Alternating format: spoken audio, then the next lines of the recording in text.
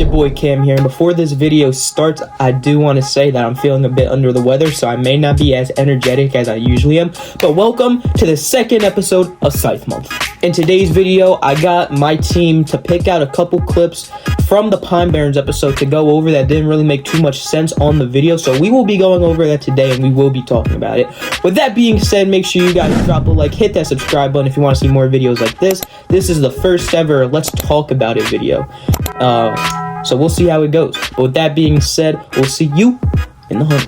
Kobe's Pine Barrens video, they actually walked through the same exact spot. And there's supposedly a deep asshole here, so. There's a deep I see it. What? I see it. I see it. Holy shit! Oh yeah. God, that's Holy. Yeah. Yep. So basically what was going on here, it was so funny. We were making our intro and we went the same day they were doing like a role play for what happened with Napoleon. If you guys do not know the story, the Napoleon Joseph Bonaparte actually was in New Jersey and he shot a cannon at the Jersey Devil's wing and blew a hole straight through it, but the Jersey Devil kept flying. That's like an urban legend, that's like a rumor and all that. So they were actually doing a role play on that and they were shooting a real cannon. And in the video, it doesn't sound that loud, but you can ask anybody. You could ask me, you could ask Sal, you could ask Ryan or Brian. That thing was loud and it scared the hell out of us. See you guys later. Alright guys, we're splitting up now here with Ryan. We're about to head into the woods. Ryan's idea was us going into the darker one. Well, they have more obstacles, so. Yeah, that's a fair point. So yeah, we'll pick up the camera if we see anything interesting or anything that's like historical about this place. But yeah, wish us luck. Bye-bye. Yeah, that was very weird. During like the entire episode, there was not like any like sort of mic malfunctions during the entire video. Even in our past ghost hunts or just past videos in general, there has never been a malfunction like that. So it was very weird, especially, you know, since we were in one of the more haunted, more known spots of the Pine Barrens, the Carranza Memorial. If you guys don't know about the Carranza story, basically there was a man named Emilio Carranza, and he flew to Mexico City, I believe. He was on a Goodwill flight. That's what I meant to say. He's on a Goodwill flight, and while he was flying back, he actually crashed in to this part of the Pine Barrens, and the memorial was there. He wanted to know more about his story, so we went. You know, this was when we started doing our exploration, trying to find like other spots in the woods. But yeah, that was definitely weird. During editing, I even told Sal, I was like, "Yo, listen to this real quick." He listened to it. Like we had no explanation to like what it was. That was just very, very weird. This is creepy though. Yo! Y'all heard what Brian just said? What? If we hear a fucking train coming. No, but it's possible. So do you know, there's actually a road. I actually want to explore it this year. But there's this road in New Jersey. It's called, what is it? Clinton Road. Bro, there's always something up with the Clintons. Yeah. Yep. Okay. So, unfortunately, we will not be able to go to Clinton Road this year. That might be a next year video. But either way, I can't wait to go. But I was wrong about the story. It's not a phantom train that, like, goes around Clinton Road. I'm pretty sure it's, like, a phantom truck or something like that. But rumor has it that on Clinton Road in, like, the middle of the night, you can hear, like, a truck just zooming on the road, and if you try to look for it, there's nothing there.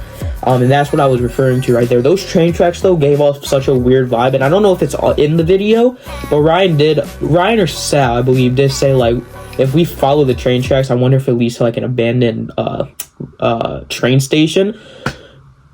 Who knows?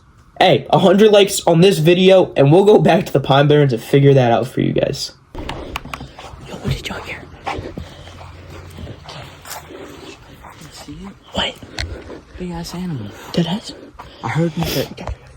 Be quiet. I heard like a freaking horse like straddle with like. Oh, nothing. We're probably just tripping. No, be safe. Quietly walk the rest away.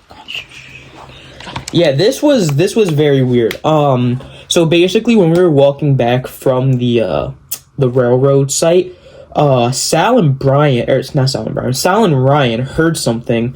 Me and Brian didn't though. Sal and Ryan heard like a horse. Like they heard something similar. Oh my god, why do I keep saying Brian? Ryan said he heard something like just big, like you hear like a bear or something. And Sal said he heard like a horse saddle, like when you're riding a horse, like just like that. So we ducked down, grabbed our protection and all that, and there wasn't anything there. Like if there was like a bear, you would have been able to see it. If there was a horse, you would have been able to see it in here. It was just very, very weird.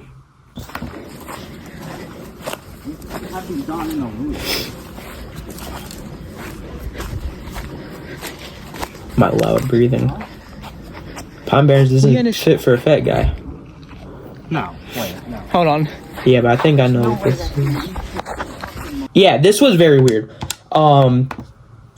When we split up for the second time after like that first time with the mic malfunction, once we got back together, we found 2 other paths and we took those paths. Me and Ryan took the more narrow path, and it went in a straight line the entire time. Like, you guys could watch the video. It was like just in a straight line the entire time, and somehow we ended up back on the main road, which was pretty weird. Like, we went into a full circle on a straight line. Doesn't really make sense. I don't know how you could go 360 degrees on a 180 degree plane. Doesn't know how it works. But yeah, for some reason we just went in complete U-turn. When we found the road, we looked to the side. We saw something that kind of looked like the memorial, and we were like, no way. So we got closer. We realized that it was the memorial, and we found that dirt trail, which then led us back to the beginner with like the beginning spot with like the porta potty and all that. That was very weird though. Let's head back to camp. Yo, I don't know if it's just me, but I feel like we're being watched right now. No, I am too. I've been looking back the whole trip we've been here. Steady, bro. Ryan. Steady. What are we doing? Hold. They set that motherfucker free on 2 prostitution charges. Now he's come for our butt. Yeah, that's kind of crazy. I'd say let's just hit back. Yeah, but what happened here, like, me and Sal, I don't know about Ryan or Brian, but me and Sal, the entire time we were the entire time we were exploring the Pine Barrens, like those trails and everything, it was me and Sal who felt like we were being watched. Specifically me to the most, because like I felt like there was like we were being watched by something. Also, we didn't film it, but in these woods, I don't know if you can see like what we saw, like just at a random point. If so, I'll pop up a screenshot right here. But there looked like there was like something hanging from a tree, and yeah, once Sal and I saw that, we told Ryan. So if Ryan saw him, we just got right up out of there. Yeah, get out. Whoa, y'all heard that? What? But like the metal clank. I heard it. Swear to God. Thank you. Probably the 2 cars that are sitting right there. What are you talking? It came from over there, dog. Did you not hear it? Yes, I heard it. I've been hearing stuff all day. So, again, it was only me and Sal that were hearing it. So during a time in the video, I went to go use the porta potty to do my business. We won't explain that much. But I went to go use the porta potty, and on my way back to find everybody, I kept hearing like chains clanking together, and like nobody else heard it at first. But this time, when we started the investigation, Sal heard it. Didn't pick it up on the recording though, which sucks. But yeah, like the entire day and the entire night, I was just hearing metal clanking, and it sounded so weird. There's someone speaking, Cameron. It wasn't a fucking goat.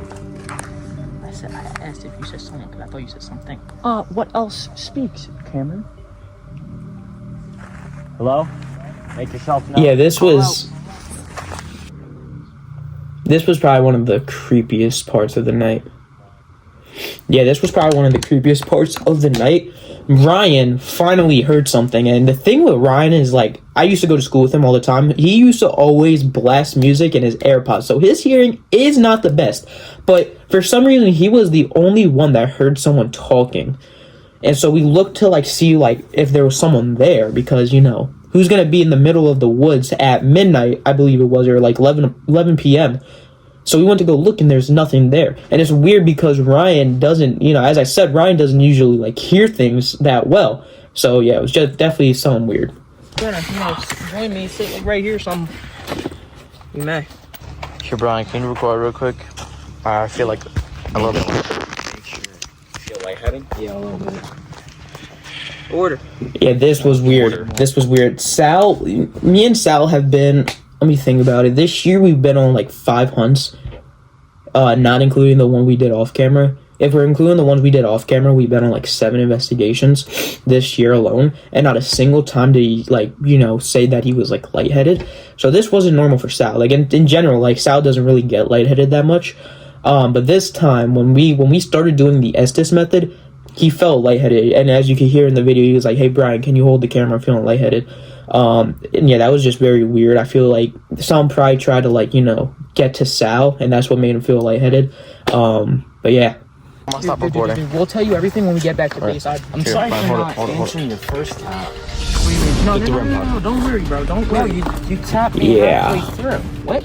Yes, you did. Oh God. Yo, we have it on recording. Liar, you tapped me halfway We have it on recording. It's on recording. It wasn't even halfway through. Say you swear to God. That means somebody Gang, Sal, take it. gang, tapped me. You Swear to God, gang, I didn't. you said 0. I'm gonna tell you that. You said 0. I know. Dude, Yeah, that undoubtedly the scariest part of the night. When Ryan went under the Estes method, about halfway through his session, he felt something tap his shoulder, and he thought it was me. And when we were walking back, he, like, you know, demonstrated like what it felt like. So he tapped my shoulder with how it felt like with his, and he was like, it could have been a bug, but like it was like a tap. Like it didn't feel like a bug to me. Yeah, that was definitely the scariest part of the night, without a shadow of a doubt. Right then and there, we realized like maybe we should just stop the investigation completely, because we've been on many hunts. Not a single time did anyone get physically touched by one of these spirits.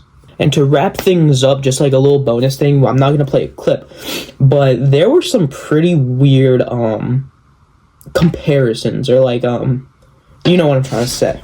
During the portion where we were reading like scary stories, before we actually made it to our campsite, we went to the spot where we needed to check in at, and they gave us like a little piece of paper of the official Jersey Devil story. And in the story it says, I think it was like, if you're near a misty swamp, or if you're traveling on a narrow dirt path or something like that. And like, it was weird because we were not even 100 feet away, or not even 50 feet for real. We were not even 50 feet away from a swamp, as you guys seen in the beginning of the episode. And we were walking on, like, me and Ryan specifically, we were walking on like narrow trails the entire time. So that comparison was very weird. Flashback. So, when deep in the Pine Barrens, on a lonely sand trail. Oh my God, we were on lonely sand trails. Okay, that's scary. Or near a misty swamp. Oh, wait, what the? Wait. The swamp is like Wait. over there, dog. Wait. That's where we were earlier. Okay. End of flashback. I also want to point out that entire night, I couldn't sleep for anything. And Brian, Sal, and Ryan, they all slept like fine, bro. Like, they were all well asleep, and I just couldn't sleep for crap. And I just kept thinking like that there was like someone outside the tent. Like, I kept hearing footsteps and stuff. All in all, the Pine Barrens trip was something that Sal and I were not ready for. And it definitely took a toll on what we see and how we view the paranormal. And I think it took a toll on Brian and Ryan too, and how they see the paranormal. But with that being said, I hope you guys enjoyed today's episode, the second episode of Scythe Month. We have 2 more episodes for you guys, and those last 2 episodes are going to include Sal and Brian. So if you guys are ready for those, make sure you guys drop that like button. And if you're not subscribed, please hit that subscribe button, because I am 100% certain that you guys will like it here on Cam And Sal, because I go ghost hunting with my friend Sal all the time, as you see right here in this video. We just explored America's most haunted forest over the summer. But with that being said, thank you guys for watching this video all the way through. I hope you guys are enjoying Scythe Month, the first ever one, and we have something big for the final episode. That's all I'm going to tell you guys. With that being said, drop that like button, hit that subscribe button, and we'll see you in the hunt.